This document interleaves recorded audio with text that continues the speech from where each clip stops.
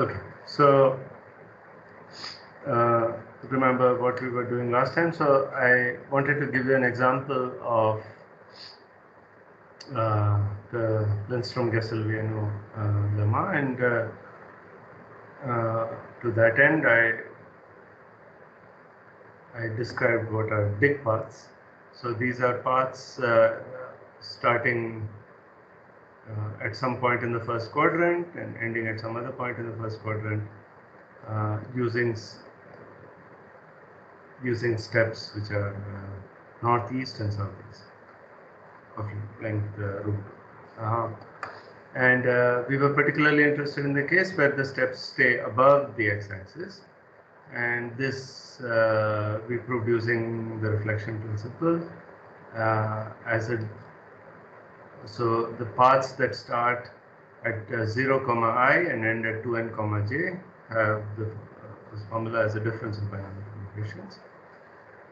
And the special case when I and j are both 0 is as I said, probably the single most famous sequence in combinatorics, known as the Catalan numbers. Again, this is one of those things where the name is not really correct. So these these predate Catalan, who was a Spanish mathematician, in fact known to Euler. Gave one special case, rather one generalization of the Catalan numbers, the Ballet numbers. There's another generalization called the Narayana numbers, which are also an important family, but okay, it's not really relevant right now. Okay, so now on to describing the watermelon configuration. So these will be the building blocks of our watermelon configurations. So as I said, the name will come up towards the end. So a watermelon configuration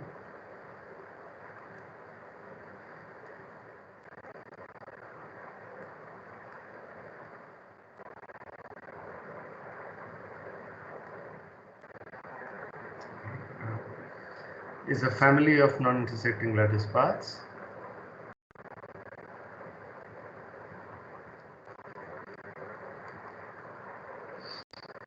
Remember, NILPs is the shorthand for that. Each path of which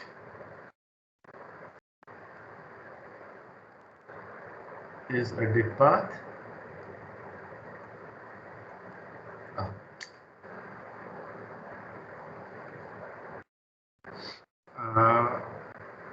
Staying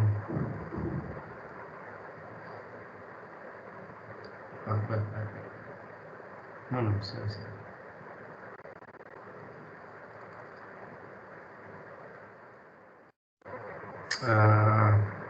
Is a path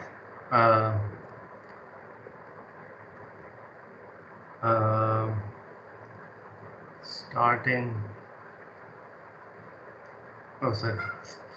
I'm confusing myself. Is a dig path staying on or above the x-axis. I should say there is some ambiguity in what dig path means. For some people, dig path by definition means that it stays on or above the x-axis. But I'm writing it just to avoid any confusion this way. So staying on or above the x-axis, starting at SI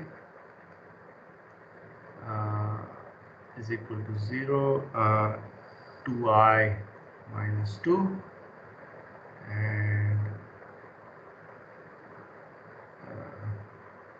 ending at EI equals 2n minus 2 or 1 less than or equal to I less than. So let me show you what the picture is. So you have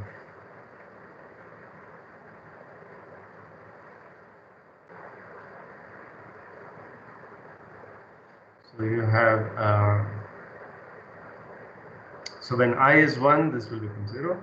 So you have the first path starting at and ending at the x-axis. So S1, E1 is here. Then so this is 1. So this is S2, this is S3, and so on. And E3, E2, and this performs.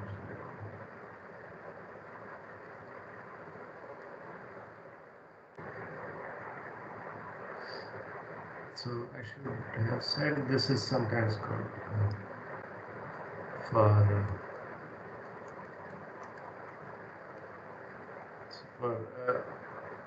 for some reason which will become clear soon. This is sometimes called a positive watermelon. Okay, so these are the starting points, these are the ending points up to SP.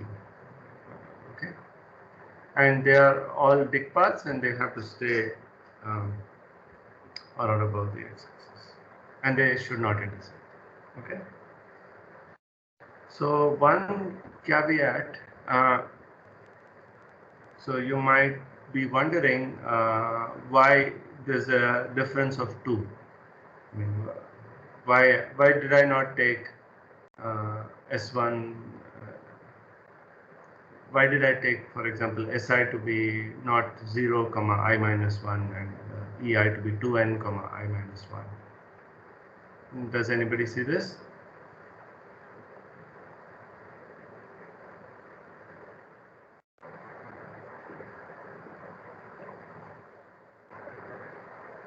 So this is a subtle point, but it's an important point. So I make this as a remark. So if you remember our starting definition of non-intersecting lattice paths on graphs, you wanted to take, we want to take paths on graphs with certain starting points and certain ending points, and you don't want the paths to intersect at any vertex. So so here we cannot use the LGV lemma to calculate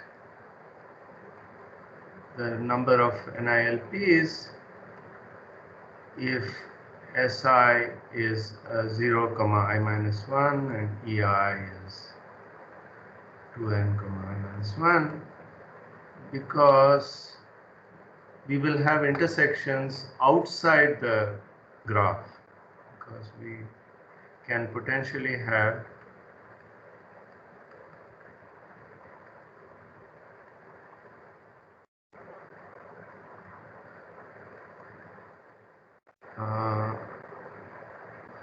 of the form. So let me show you. So let's say these are so you could have this path going this way, and you could have this path going this way. And they don't, you see what I mean, they don't intersect on the graph, right? But they do intersect,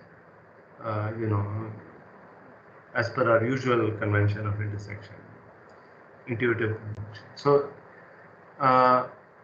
such things will not happen if you force difference of 2. I mean, this is kind of easy to see because of the parity constraint. So each path is going to live on the even sublattice of Z2. So this cannot happen for watermelon configurations,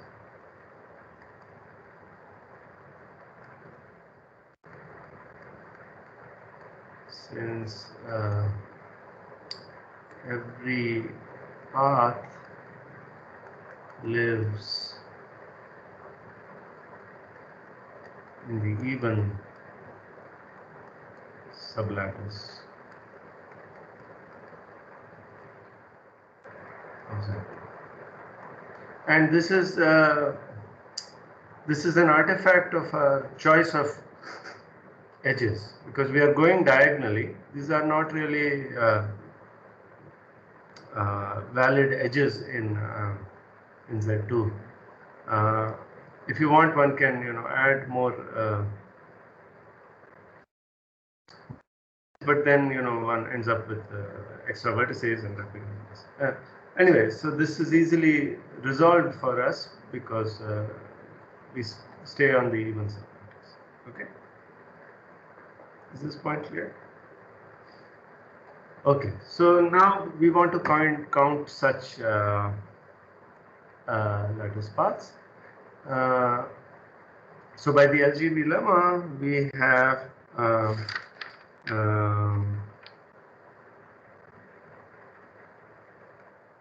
a determinant formulation.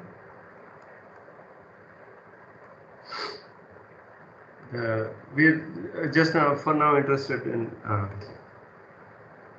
pure enumeration. I mean, we're not giving any weights to any of those. The number of such paths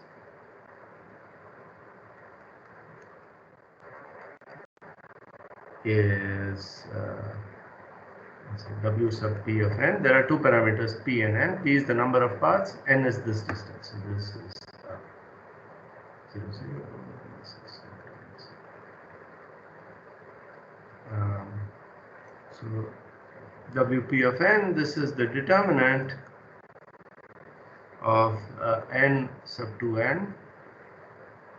So we go from 0 comma I to 2n comma j, and I for us is 2i minus 2, and j is 2j minus 2. Right? So they're both the same.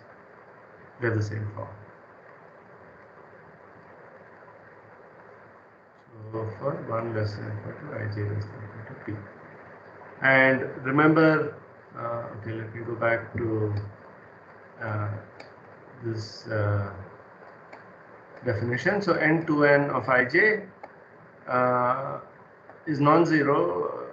I mean, makes sense only if I and j have the same parity. So here that's not a problem. You can say both are even. Okay. So let's do one example. Let's say n and p are 2. Something that we can see without too much difficulty. So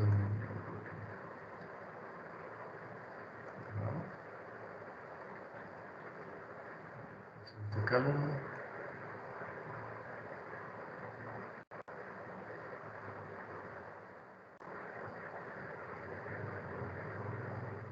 So I have this is 0 and this is 4.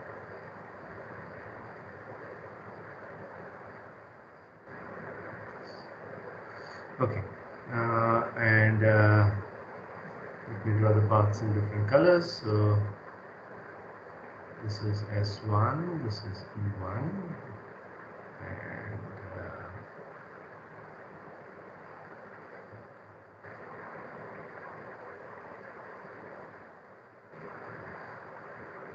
S2 and E2, right? And now let me draw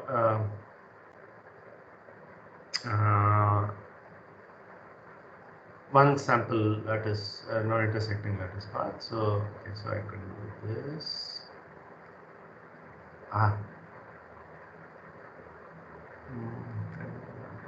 Okay, I made a mistake here. Fix that.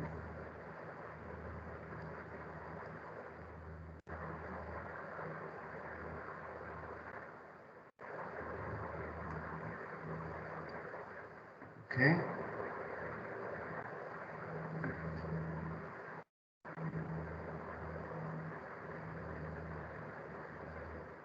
Okay, and let me draw one path here.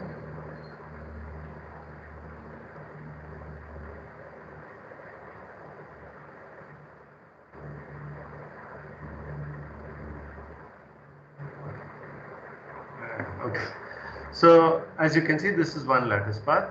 So now I want you to tell me what are the entries of this determinant. So, so WP of n is determinant of, okay, so let's look at all the entries. So the 1 entry is the number of paths from S1 to E1. How much is that? How many big paths are there that stay on or above the x-axis, starting at S1 and ending at E1? There's just 2, I think. That's true, right. So there are only 2, this one and the one which looks like that. Okay, yes, thanks. Next, what is S1 to E2? How many paths are there? That's this entry.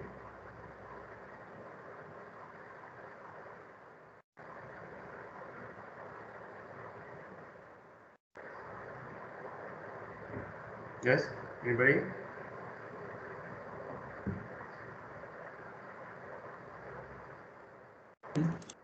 Sorry? 3, I guess. Yes. Who said that? Okay, so what are they? Can you tell me? So that's correct. So 3 is right. So yes, whoever said it, can you explain? The one from 0, 0 to 3, 1 and then back to 4, 0. No, 4, 2 you mean? Yeah, 4, 2. Yeah. 3, 1. So wait. So how do you go? Sorry, 3, 3. 3, 3. Yes. Okay, that's correct. Yeah, that's the path that goes like that. Yes. Then from 0, 0 to 2, 2, then 3, 1, then 4, Yeah. 2. Yes. So that's going like that and like that and like that. Yes. And then? Then from 0, 0 to 1, 1, then 2, 0, then 4, 2. Right. And by symmetry, this is the same as S2 to E1. You can just sort of reflect the path of all the 3 paths that were mentioned. You can reflect them about the line x equals 2, and you get paths from S2 to E1. So this is also 3. What about S2 to E2?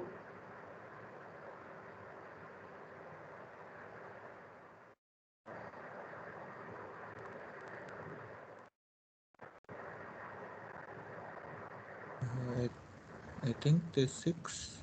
That's 6, right? Yes, that's right. Because there is no restriction actually. So the restriction of staying on or above the x-axis is vacuous. Yeah. So there are two northeast paths, 2 southeast paths, and every single arrangement of those is valid. So that's 4 choose 2, which is 6. And if you compute this determinant, you get 12 minus 9, which is 3. And let us check.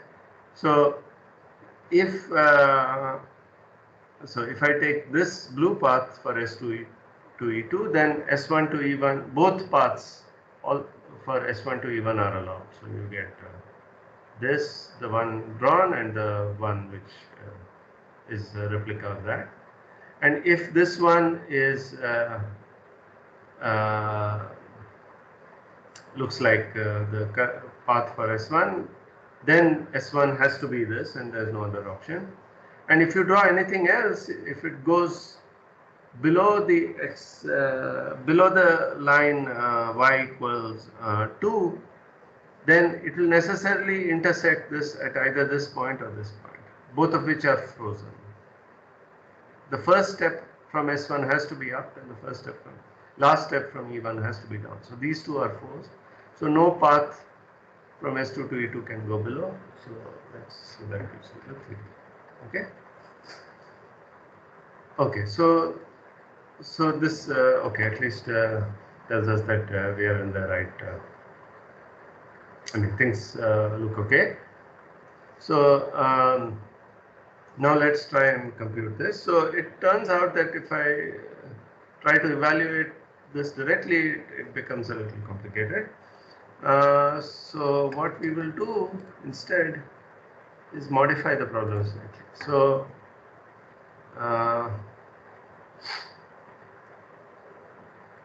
we will modify, we will still be counting the same thing, but we will modify our problem slightly because this determinant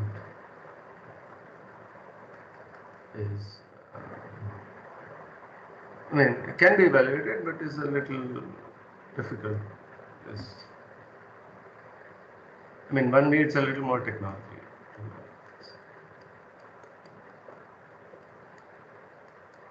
So what we will do instead is to change.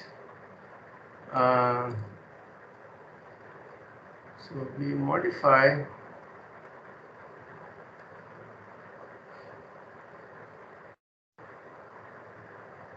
the starting points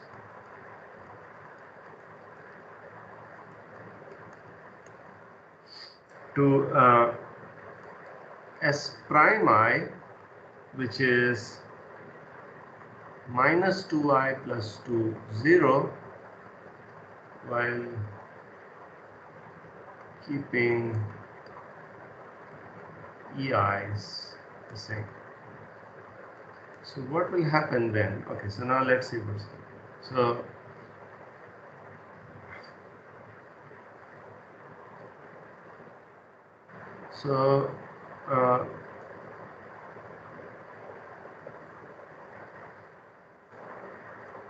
So this is 2n, let's say, x equals 2n. And so we have E1, E2, E3 like that. And this is x equal to 0, so is the y-axis. And so this will be S1, this will continue to be S1. But we'll move S2 to here, which is at minus 2, 0. S3 to minus 4, 0, and so on. And now you see that if I'm considering lattice paths from this is S prime. So remember, this was S2, this was S3. So remember, there are these points. So we are still preserving the parity constraint. Now, if I have to look at the path from S2 prime to E2 without intersecting S1 prime, it has to go like that. Maybe I'm using it. So this path has to go with 2 northeast steps, and there's no other choice. The first step is forced, of course, and then the second step, if it comes down, it's going to hit us. Similarly, this path, if you think about it a little, it's going to be forced to go to S3. And similarly, all the others. So, in fact, all of these will be forced.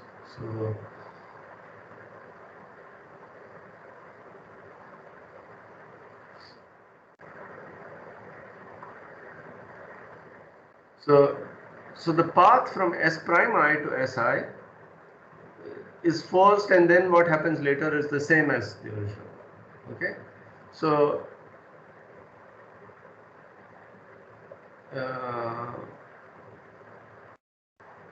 it is easy to see from this argument that the path from S prime I to Si is forced, and so this this family of or whatever. So the number of NILPs is unchanged. So this WPN, this number, we want to calculate.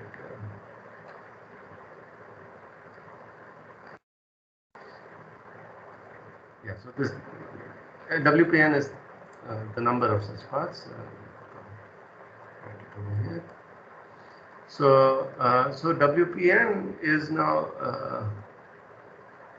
a different determinant because the starting points have changed and the ending points have changed. So now, okay, now we have to be careful. So n is no longer fixed. So I mean 2n is no longer fixed. So the ith path goes from S prime I to EJ. EJ's all have the same x-axis, so it's the distance is 2n plus 2I minus 2, and I is now 0, so that part gets simple, and j remains the same, so it's 2j minus 2. Again, 1 less than equal to I, j less than. Is that clear?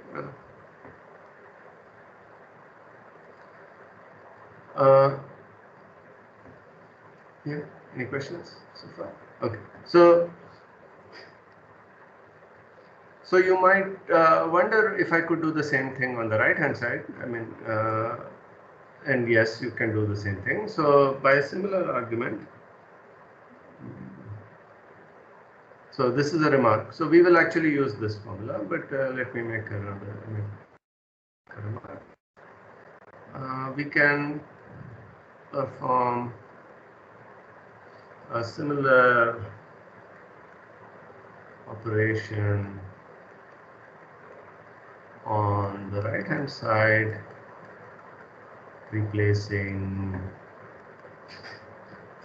EI's by E prime I's, which is 2n plus 2I minus 2. So you can move these EI's on the right hand side again by steps of 2, and then what you get,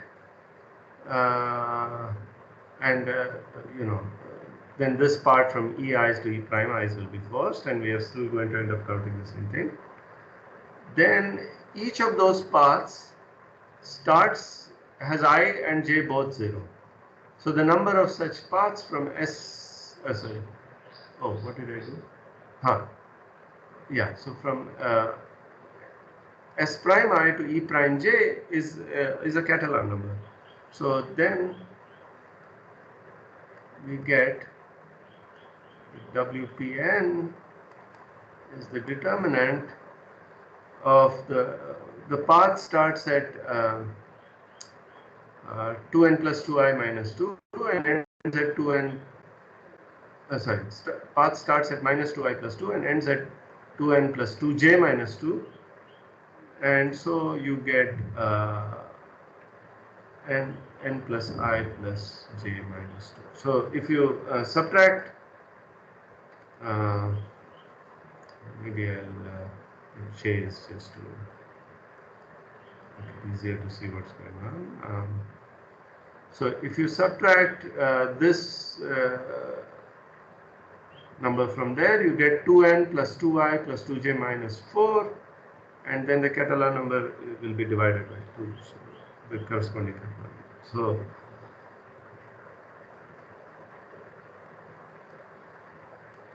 okay, so you'll get actually a determinant of Catalan numbers.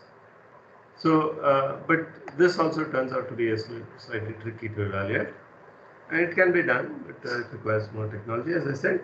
So we will actually use this formula. So now let me state the theorem.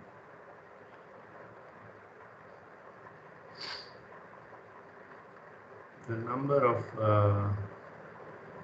watermelon, such watermelon configurations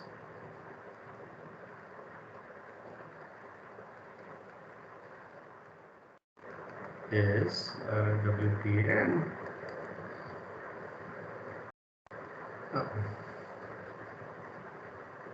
product I equals 0 to P minus 1 2I plus 1 factorial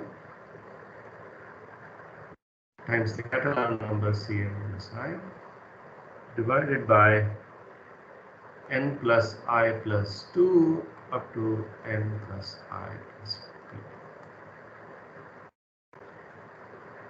Okay, so you have a beautiful product formula for the number of such ones. You can write the denominator as a ratio of factorials. So,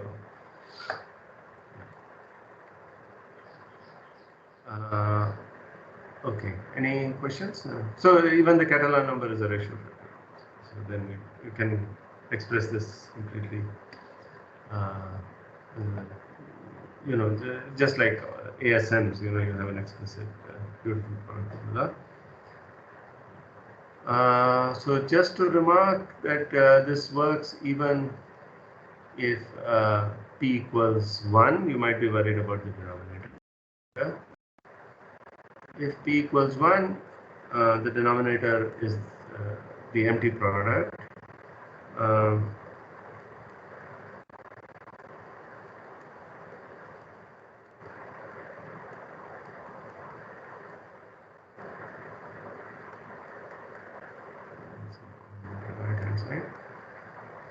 And so you only have I equals 0, and so this term doesn't give you anything, and so you get just the Catalan number as expected. Okay, so the empty product is always 1, so that's this convention. Okay, so now let's go to the proof. So so I will not write the size of the determinant. I mean, this P is fixed, so I'm not going to write it again and again. So we start with WP of n, which is the determinant of. Now let's, as I told you, we'll work with this formula. And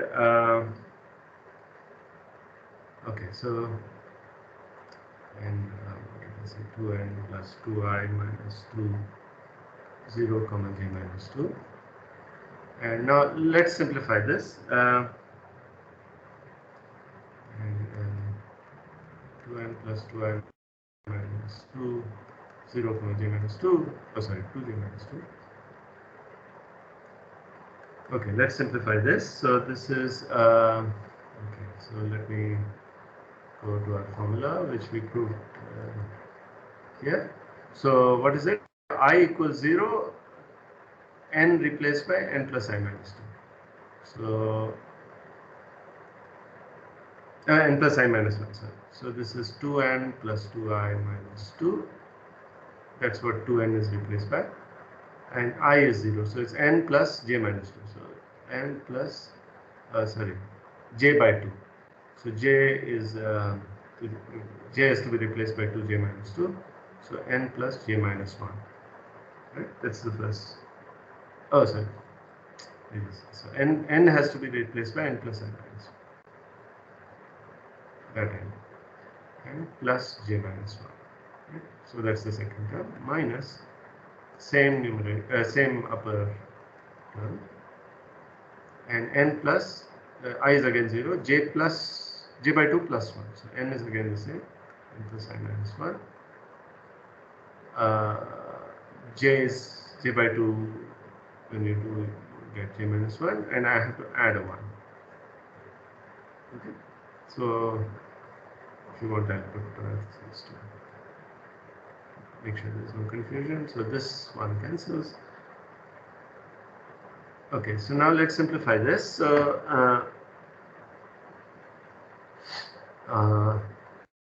okay, a little fast. So 2n plus 2i minus 2 factorial is the same on both sides. Now here I have n plus I plus j minus 2 factorial. Here I have n plus I plus j minus 1 factorial. I'll take the larger one. So that's n plus I plus j minus 1 factorial. And now here I will have, if I subtract, I'll have n plus I factorial. Sorry, n plus I minus j factorial. The 2 will cancel. And here I'll have n plus I minus j minus 1 factorial. So I'll take the larger one. So that's n plus I minus j factorial. And now the extra term over here is n plus I plus j minus 1 for the first term, which will cancel out this term, minus I'll have n plus I minus j to cancel out this. Okay, and now you see there are some cancellations. N cancels, I cancels. So this gives me 2j minus 1 from here divided by, and what I'll do is multiply and divide by 2n plus 2i minus 1, so that I can write this part as a binomial coefficient.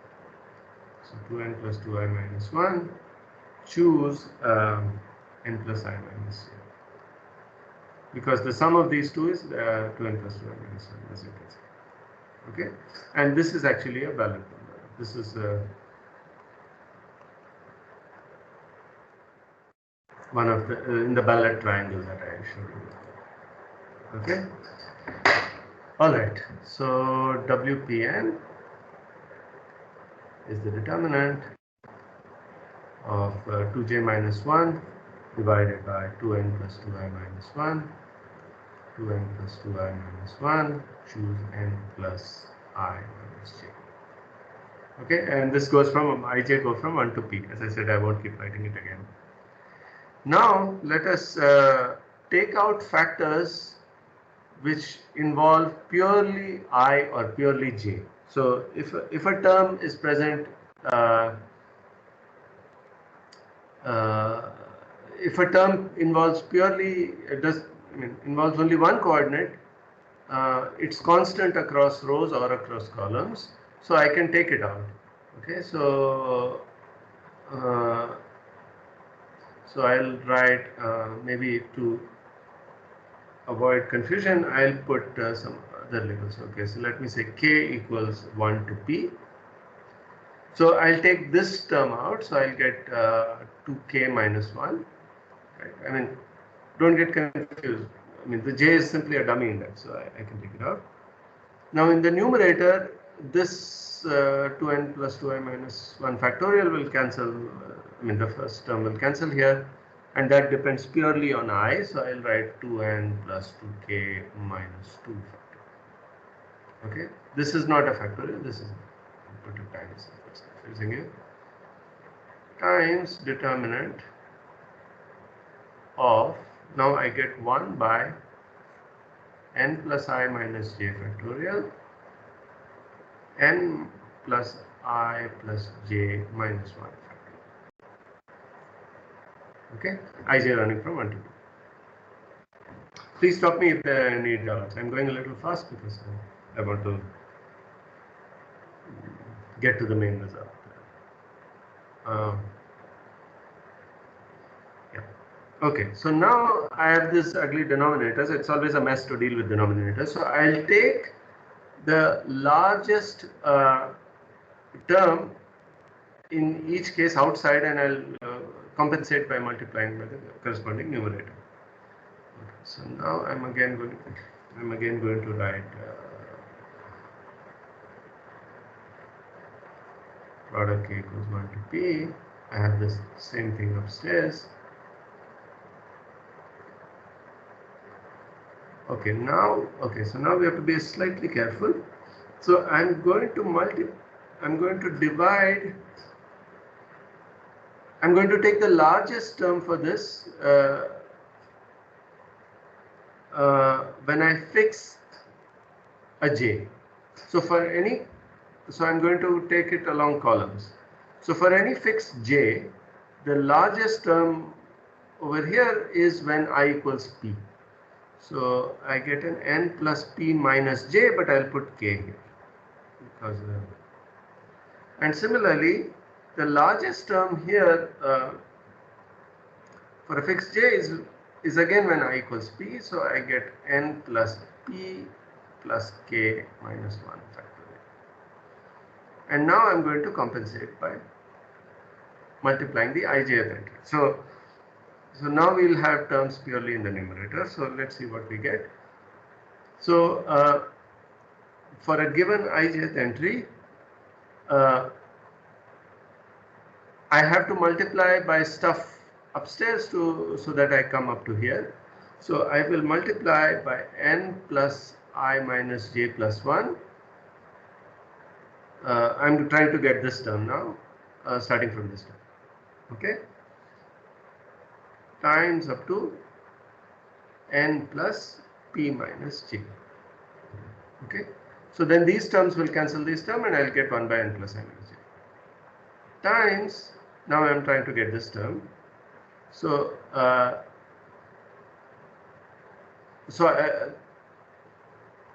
I'll multiply by the term above this, so that's n plus I plus j times up to n plus p plus j minus 1. Okay, is that clear? So there are, just to be sure we are on the same page, there are p minus I terms each. So there are in each of these products. So there are 2p minus 2i terms. So that's going to be important for us. Okay.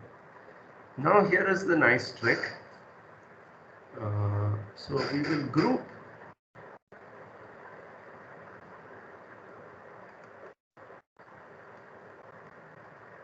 terms in these products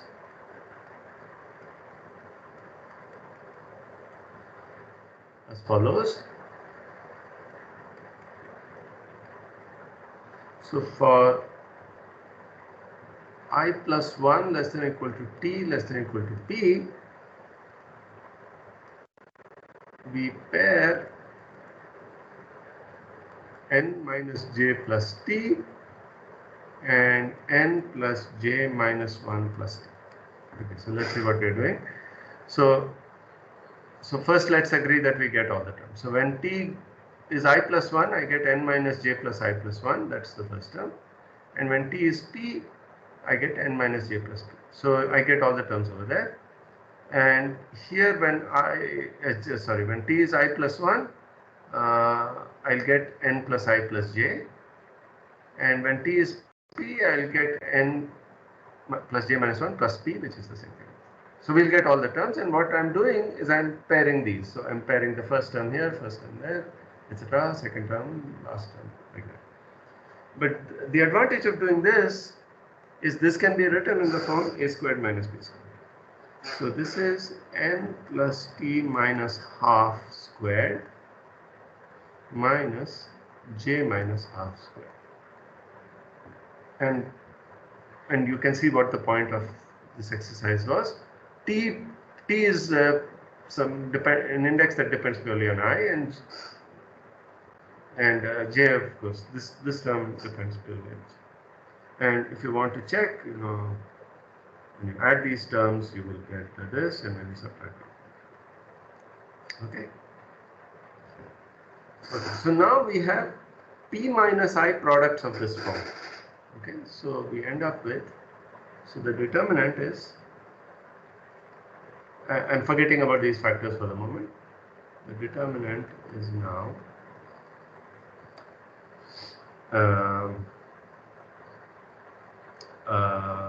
det of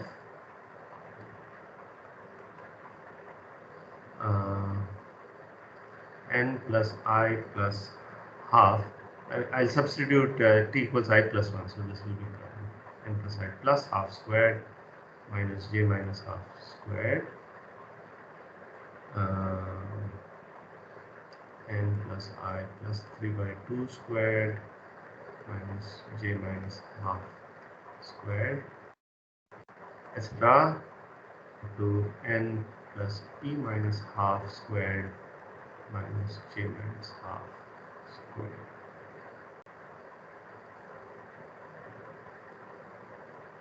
Okay. So each term, and there, as I said, I and j run from 1 to 3. So let me show you how it looks for p equals 3. So I'm going to do some massive row operations which will simplify our life. Okay, so let me see. I have it written down somewhere. Yes. So this looks like the following. So I have n plus 3 by 2 squared minus half squared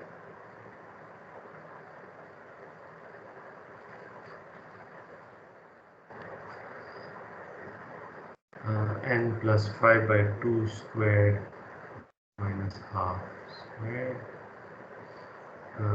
times the same thing. Okay, let's clarify that.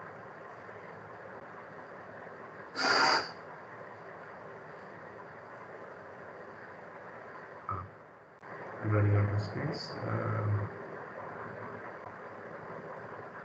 Okay, we can keep that there for a second.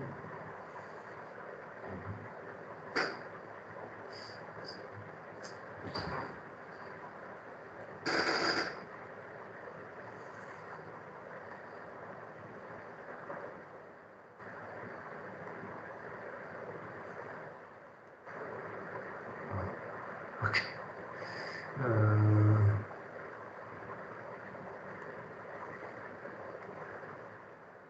So maybe you could reduce the size of. Yeah, I can do that, but okay, never mind. But it sort of fits. Okay.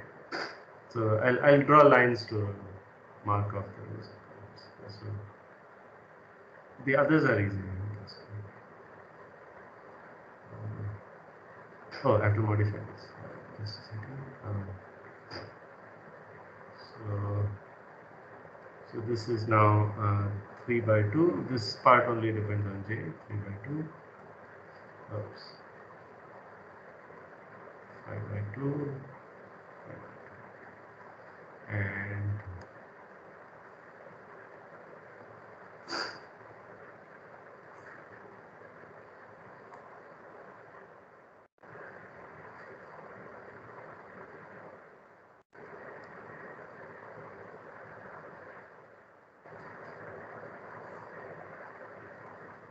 And here I'll get 1 1 1. Because when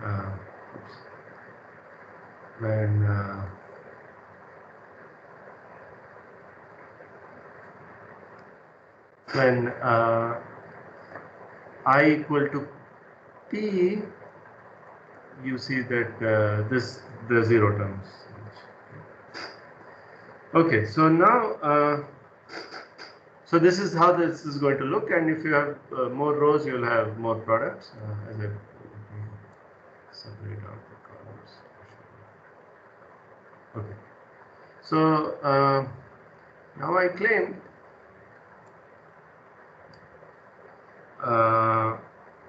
so by row and column operations, row operations, purely row operations, we can turn this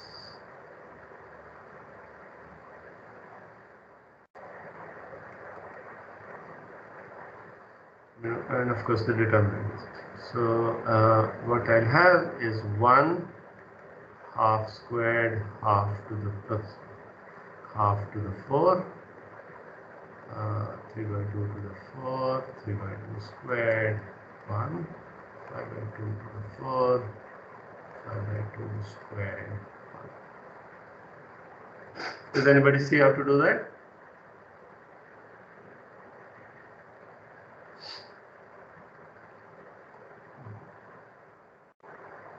So it's kind of easy to see the second row.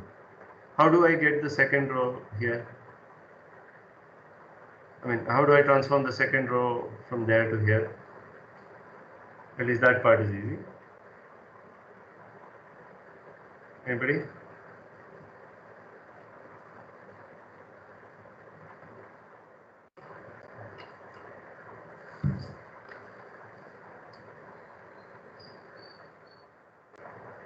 Yes? Nobody?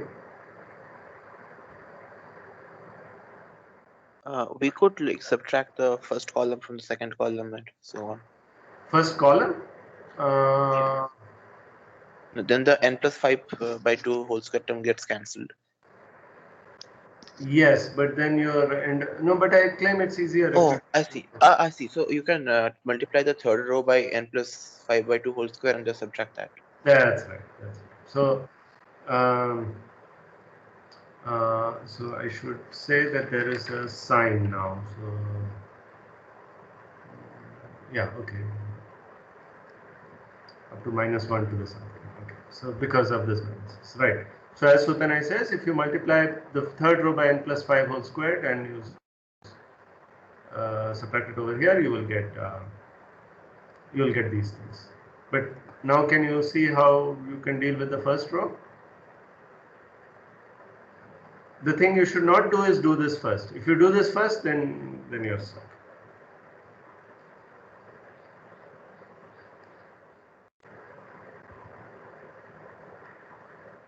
Yeah, same thing works. Like multiply by n plus 3 by 2 whole squared and. Yes, but then you will have, yeah, that's, so if you do, right, so if you multiply by n plus 3 by 2 whole squared and subtract it off, that factor remains. that factor remains, which is going to be maybe a little tedious to handle.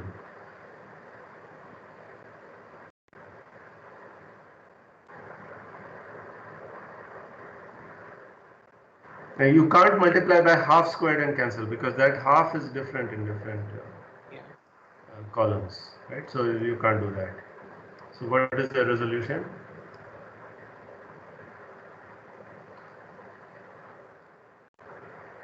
So the trick is you expand it out in powers of half. Expand the first row. So you'll get half to the fourth plus something proportional to half squared, then something proportional to constant, which does not depend on, which is not proportional to, rather it's proportional to half power 0.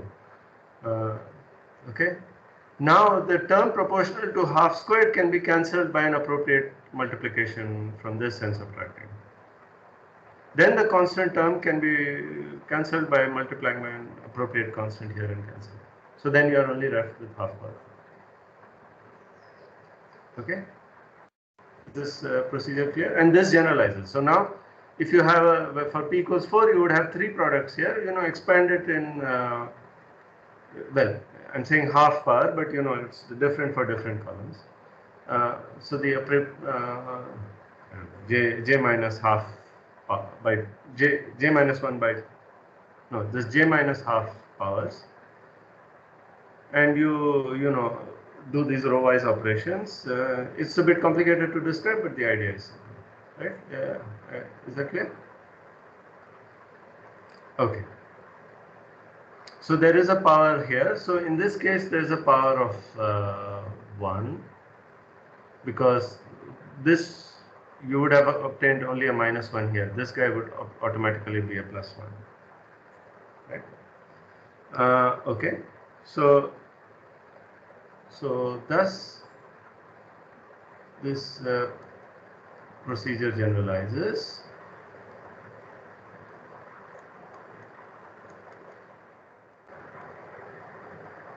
And we obtain, I claim you get the same thing. Okay, so let me write it. You obtain -1 to the p choose 2 times determinant of j minus half to the twice p minus I. Okay, here let me write the row and column indices. Okay, so I claim this, so this you check.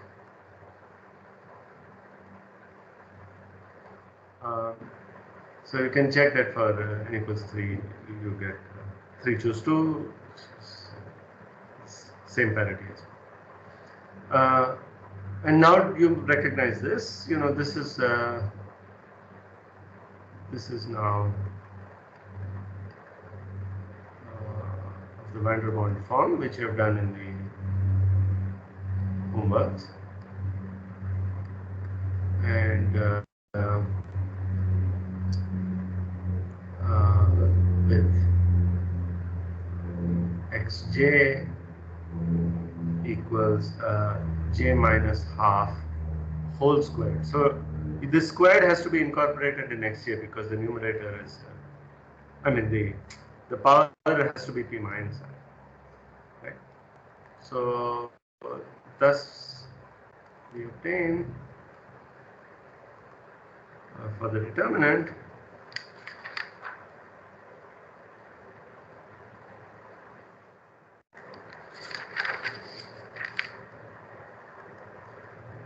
product 1 less than equal to I less than j equal to p of you'll obtain xi minus xj, which is I minus half whole squared minus j minus half whole squared, and this is equal to product I minus j times I plus j plus 1, and now if you, for any fixed I, you sorry, I prefer to do it over j. So for any fixed j, I goes from 1, so I get 1 minus j all the way up to I minus 1, j minus 1, so you'll get minus 1. And this term again, when for the same fixed j, I goes from this is a minus. So I goes from 1, so I'll get a j, and j plus 1 all the way up to j plus p minus 1. Oh, sorry. I goes up to j minus 1, so I get 2j minus 2. And so you see, I get all the terms in 2j minus 2 factorial except for some negative terms. So this is product j equals 1 to p minus 1 to the, how many terms are there? J minus 1 times 2j minus 2 factorial, which is equal to minus 1 to the p choose 2. I'll get 1 up to p minus 1 times product j equals 1 to p to j minus 2. Okay, so now we have everything, we just have to combine. So combining terms,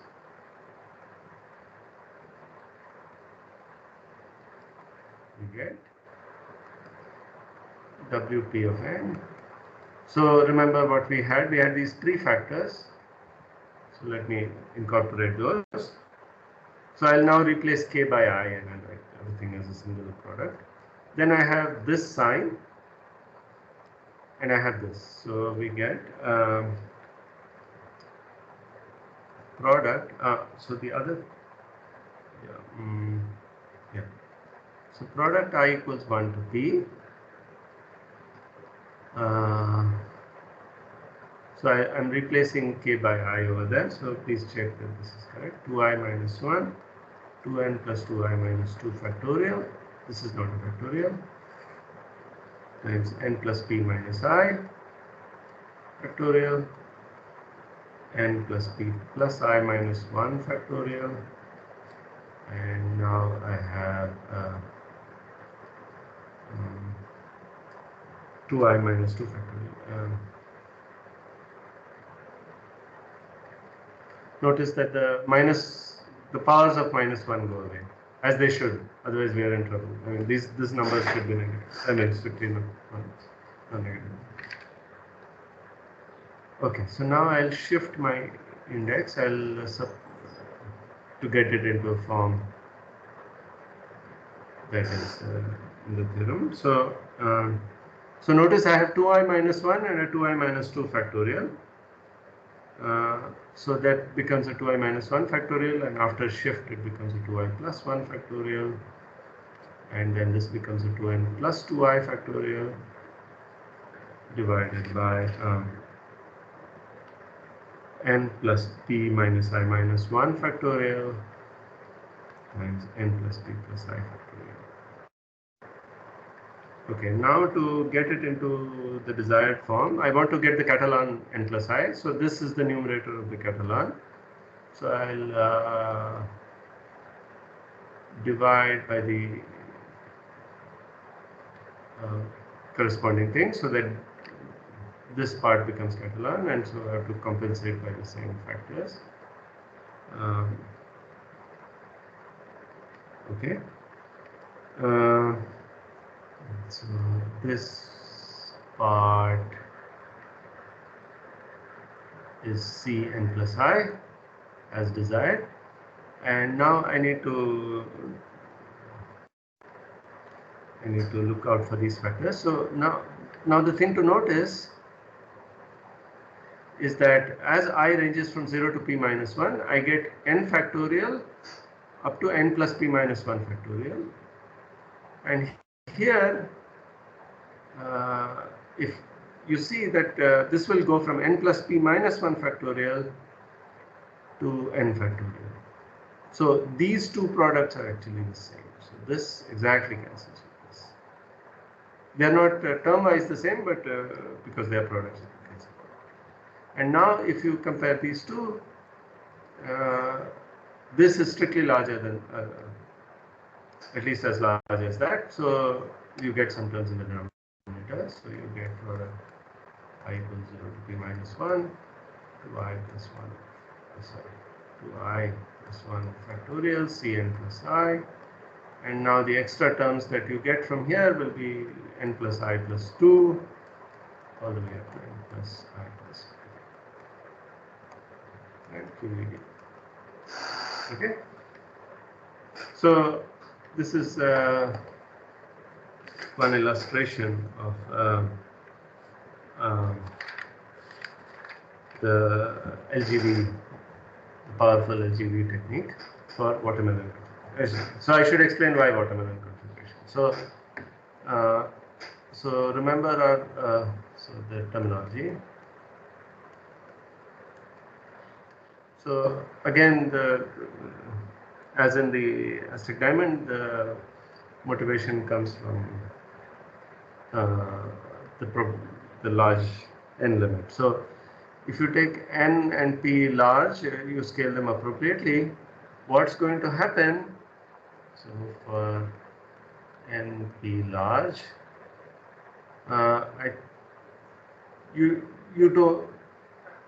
don't want to take p, you don't want to grow p with n. I mean, p should not grow linearly with n. I think it grows like square root of n. I think that is the correct scaling. So if you take np large, p like square root of n, then what happens is, you have all, no, sorry, I want the points to condense. So there are p, yeah, right. So there are p paths here. And if p is like square root of n, if you scale them appropriately, they will all condense to the origin in this scale. At the linear scale, you will not, all of these points that you have will become one big blob. And the non-intersecting things will become like so.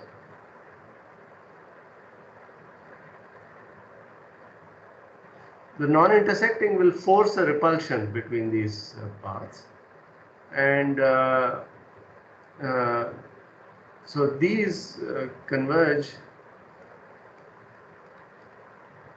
to what are called, or these meaning the watermelon configurations, the NILPs, converge to what are called Brownian bridges. So these are Brownian motions. So Brownian motion is some kind of path, random path, which is a bit complicated to describe at this stage. So actually, sorry, I'm stating this wrong. So so for n large and p fixed.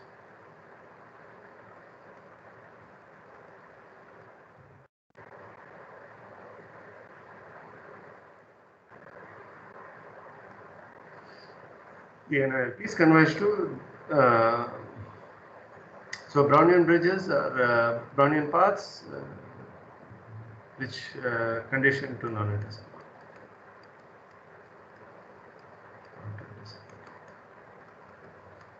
And a Brownian bridge is a path that starts on the x-axis, ends on the x-axis, and does not go below the x-axis. So it's the continuous analog of the dig paths that we've been talking about.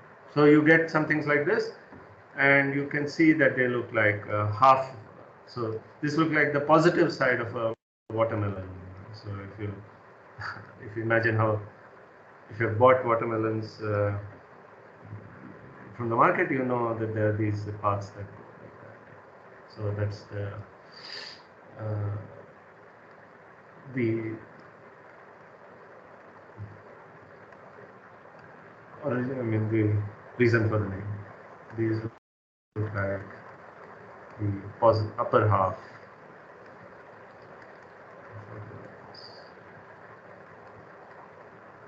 So that's the, okay. Yeah, sorry, P is fixed. So we always have P paths, and N gets arbitrarily large, and you rescale it so that, you know, this is now, you know, size 1, distance 1. Okay. And then you can say many things. You can say what the statistics of these are, what's the highest point, what's the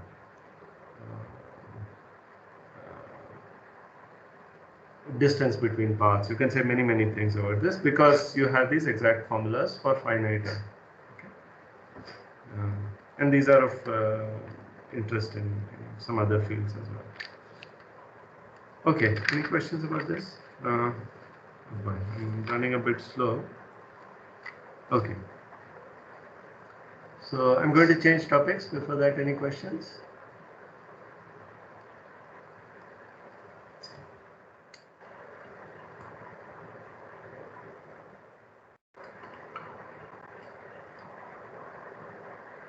Okay, so let me recall. Oh, I don't have it here. So now, okay, so change the topic.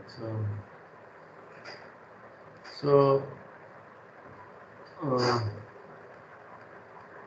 now want to apply LGB to counting plane partitions inside n A by B by C points. So recall that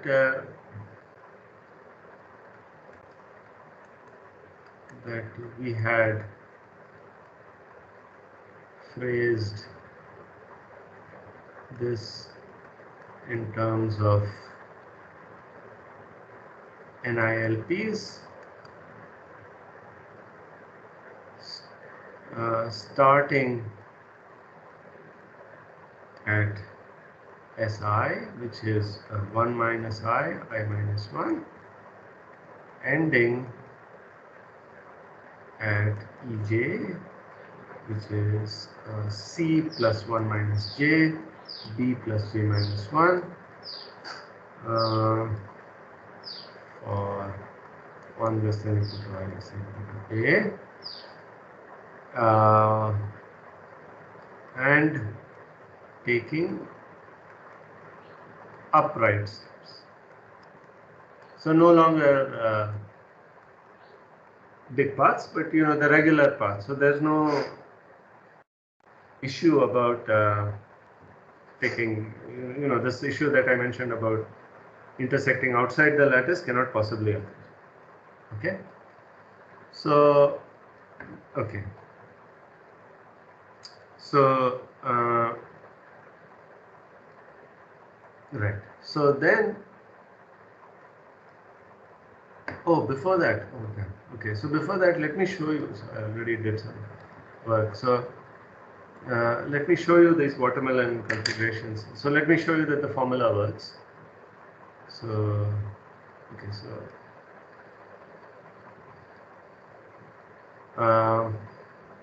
So I remember I had this formula Andre Nij, which returns the number of dig paths from 0i to 2nj, staying above the x-axis.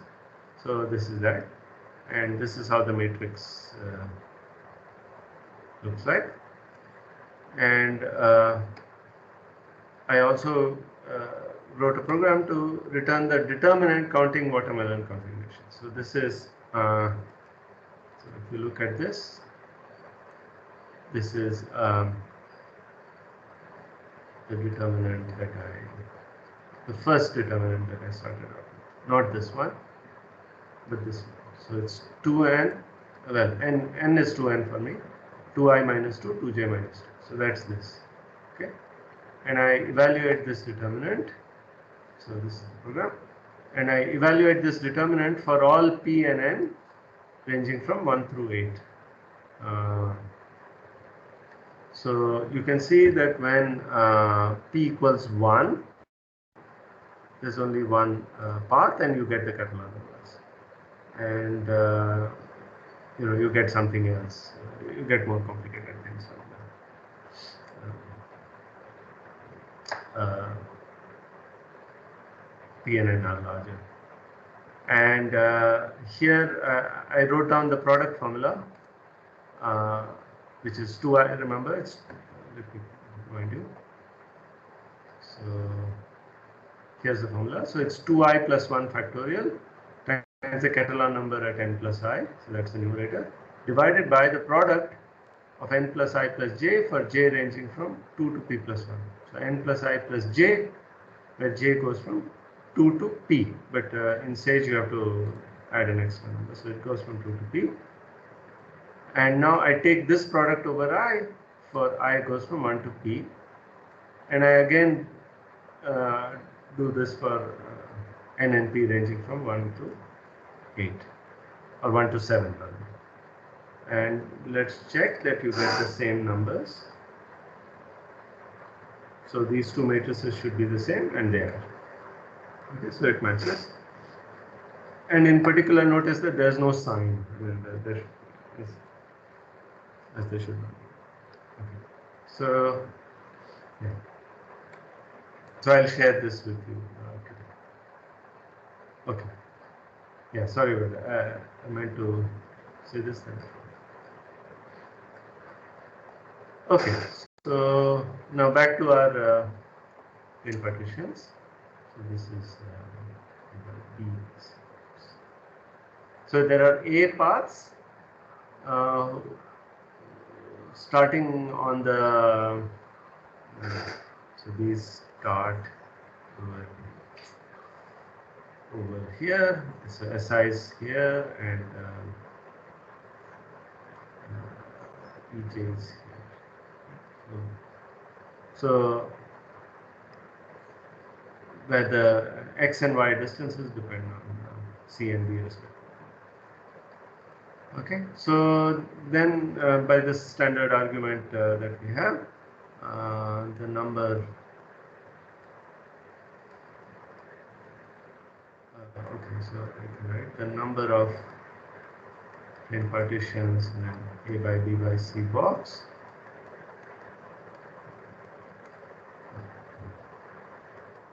is given by a simple looking determinant. So it's b plus c, choose b plus j minus I. That's the binomial coefficient, and where I and j are from 1 through a now. So the entries don't depend on a, but the size. Okay. So let us see this determinant. Okay, so maybe I'll write this. Say box formula.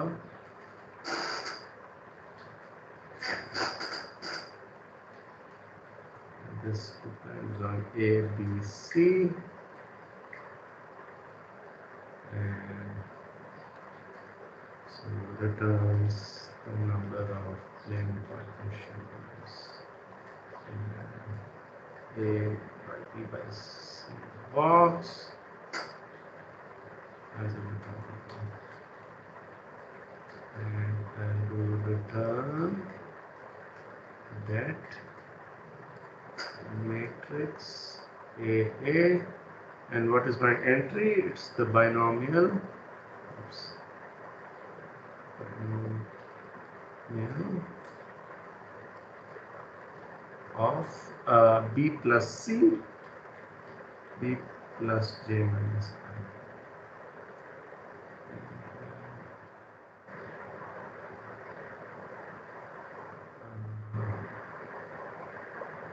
Oh, I can do my lambda calculus also. I forgot to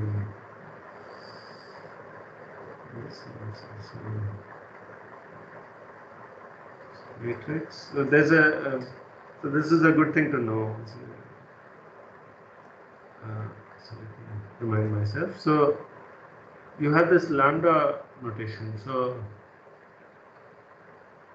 if you say lambda ij colon this, that will return the matrix whose ijth entry is whatever it is, and I and j will run from the things that you have prescribed. So you don't have to create a list of lists to write this. So here you can see. So I and j run from 1 to 0 to 2 because it's a 3 by 3 matrix. So the 0th entry is 0 and so on. Okay. So it's a good check. So let me lambda ij colon this. I think it should work. So now let me do the box formula. So box formula. Let's see. So 2 to 2 should be 20. Yeah. So that works.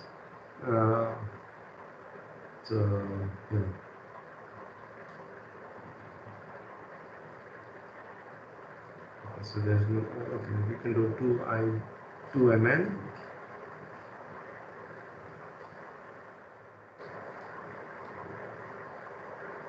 M in range 1 to 8. M in range 1 to 8. Matrix size. Okay. Now I can change A. I can do 1. So this should be easy to see. Yeah, these are just the binomial coefficients. This is just Pascal's triangle rotated. It should also be easy to see. Then things get complicated. Okay. Right. Okay. So I could try and evaluate this determinant, but we'll be a little more ambitious. Okay. So we actually want the weighted sum. So recall that the weight of a plane partition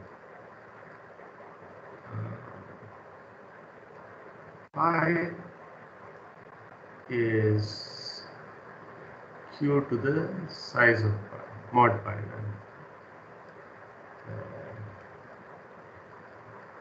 Mod pi is sigma pi ij.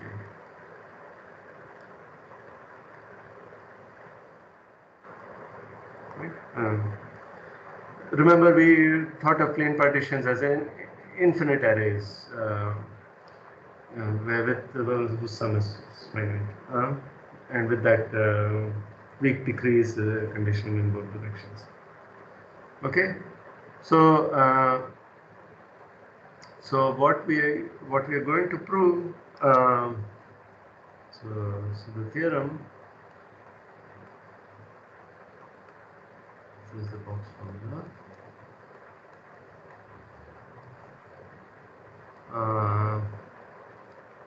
Some pi contained in A by V by C q to the 1 pi is the product I equals 1 to A, j equals 1 to B,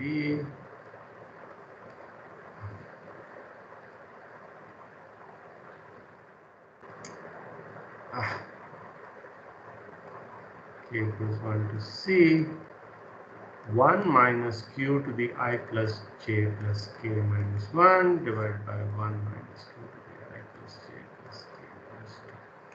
That's what we want to prove. Okay. So we can try and do this, but this turns out to be a little more complicated. So we cannot use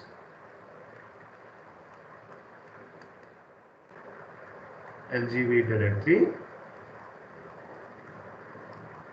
because, I mean, when we went from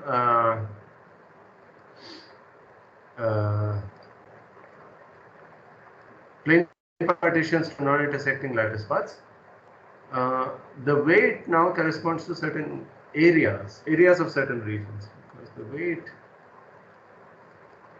of a path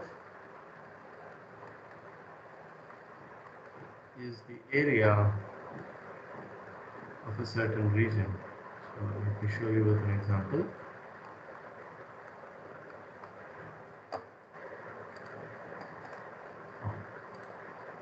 So example,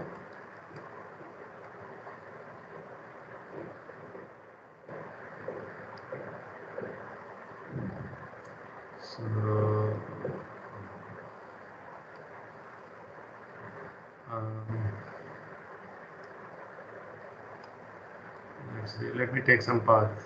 Starts with here, so this is S1, and let's say E1 is here. So take some path.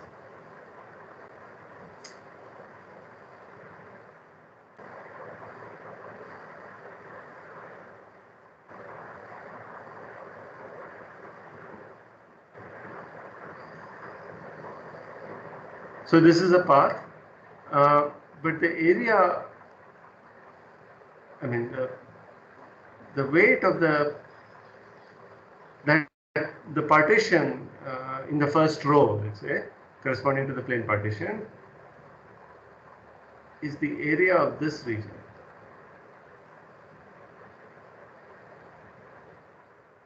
Okay, so for the path, so let's say, so P1 is whatever, so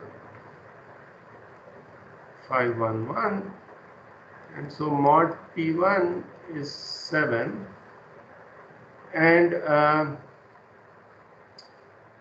this is the number of cells over here, but this is not equal to the weight. There is no way I can sort of assign weights to edges in my graph and get this weight, because this is some area, right? So this is not, you know, we have a weighted version of Kesselvian, but what we don't have is things that assign weights in this fashion. Okay, so so what we will need to do is to define a new kind of weight, and for a path which allows us to use which sort of modifies the proof of Gesselvian of the LGB lemma, and so that it still works. And this is a bit more tricky. So I will do that in the next lecture. Okay, it's a bit complicated to describe, so I don't want to start that. Are there any questions?